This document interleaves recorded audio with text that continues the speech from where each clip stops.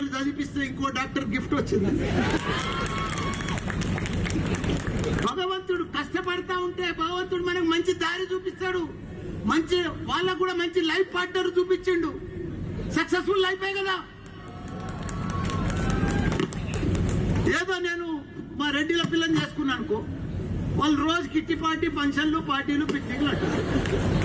ఇప్పుడు ఈ అమ్మాయి చూసిరు కదా, ఇప్పుడు రోజు హాస్పిటల్ అంతా ఆమెనే నడిపిస్తుంది, మెడికల్ కాలేజ్ అంతా.